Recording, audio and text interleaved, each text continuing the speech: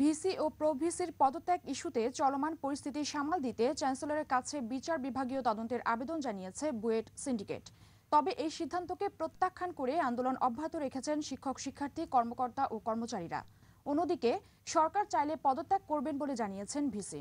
শিবলি Chowdhury কায়েসের report. দেশের শীর্ষস্থানীয় প্রকৌশল বিশ্ববিদ্যালয় বুয়েটে দুর্নীতি, অনিয়ম, শিক্ষক নিয়োগ ও প্রশাসনে দলীয়করণ সহ ১৬টি অভিযোগে ৭ এপ্রিল থেকে কর্মবিরতি শুরু করে শিক্ষক সমিতি।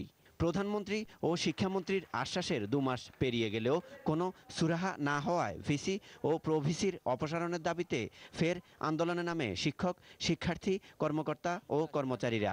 মাননীয় প্রধানমন্ত্রীর সঙ্গে যখন সব বিষয়গুলো তুলে ধরেছি, উনি সব কিছু শুনেছেন এবং সেখানে শিক্ষামন্ত্রীও ছিলেন। উনি বলছেন যে উনি সব বিষয়গুলো দেখে ব্যবস্থা গ্রহণ করবেন। যেগুলো নিয়ে আমরা মুভ করছি এগুলো ওনারা অনুধাবন করতে সম্পূর্ণভাবে ব্যর্থ হয়েছেন। ভিসি ও প্রো-ভিসির অপসারণের দাবিতে একযোগে পদত্যাগ করেন বুয়েটের ৫ ডিন, ১৭ বিভাগীয় প্রধান ও ৩টি ইনস্টিটিউটের পরিচালক সহ ২৫ শিক্ষক। একদিকে হচ্ছে উপাচার্য এবং উপোপাচার্য, আরেকদিকে বুয়েট পরিবার বাকি সবাই, ৪০০ শিক্ষক, ৮,০০০ ছাত্রছাত্রী, কর্মচারী, কর্মকর্তা। দাবি আদায়ে ভিসির কার্যালয়ের সামনে অবস্থান নিয়েছে আন্দোলনকারীরা।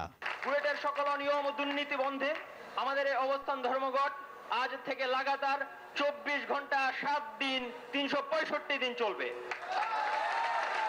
পরিস্থিতি সামাল দিতে টানা ১.৫ ঘন্টা জরুরি সিন্ডিকেট মিটিং শেষে নিজের অবস্থানে অনড় থাকেন ভিসি। আমার নিজের পদত্যাগ করা উচিত এটা আমি মনে করি না, এই কারণে যে সরকার আমাকে একটা দায়িত্ব দিচ্ছে, সুতরাং আমি সরকারের কাছে পদত্যাগ একই যদি ফিরে দিতে পারি না। উনি যদি আমাকে বলেন তাহলে রাখবেন।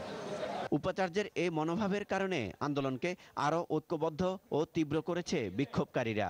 যতক্ষণ না পর্যন্ত ওনারা দুজনের পদত্যাগ বা অপসারণ কোনোটা না হয়, আমাদের কর্মসূচি অব্যাহত থাকবে। অনিয়ম ও দলীয়করণের প্রতিবাদে বুয়েটের ইতিহাসে এমন আন্দোলন নজিরবিহীন।